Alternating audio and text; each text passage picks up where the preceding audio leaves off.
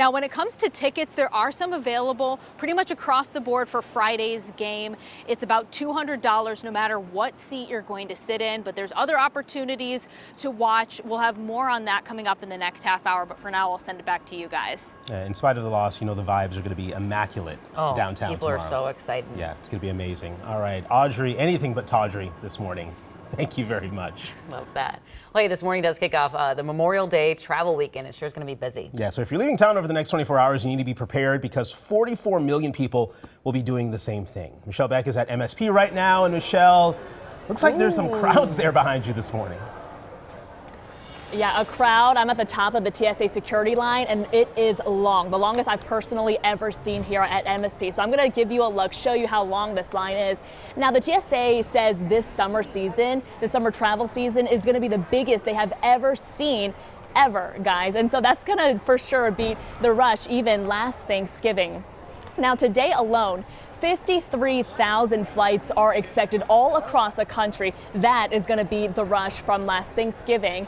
And guys, for right now we're in the Delta zone, and for Delta, this one airline alone, nearly 3 million passengers will take to the skies between now and Monday. So yes, we're talking about a ton of people here, but the TSA does say it is prepared. They are using the latest technology to make sure they speed the security process along. And yes, we are nearing the end a little bit, but if you don't believe the TSA, take a listen to someone who doesn't work for them. Take a listen.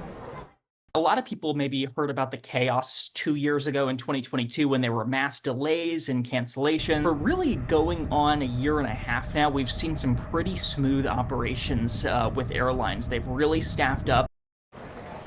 Yeah, and certainly a lot of interest here for Delta as well. Again, a lot of these travelers will be flying Delta flights, but that's partly because the international routes have expanded over at Delta. Dublin is back in season. Also, Reykjavik also open today for the season. So definitely a lot of interest here. And let's pan over. We have finally reached the end of the TSA security line. Kind of makes you want pre-check, right? Well, if you are choosing to drive and not fly like these passengers, take a listen. Cece will let you know when is the best time to leave. Cece.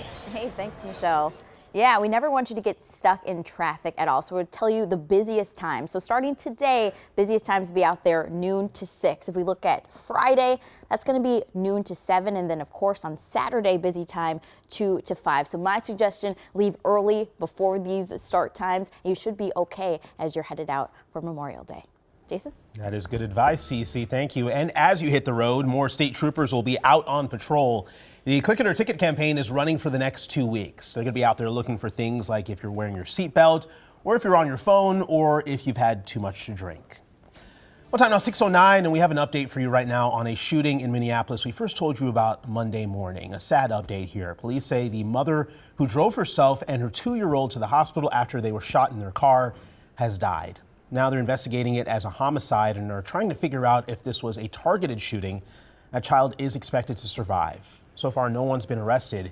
Chief O'Hara is encouraging anyone with information to call Crime Stoppers. We're tracking a developing situation unfolding in central Texas right now. The town of Temple under a state of emergency this morning after getting hit by a tornado.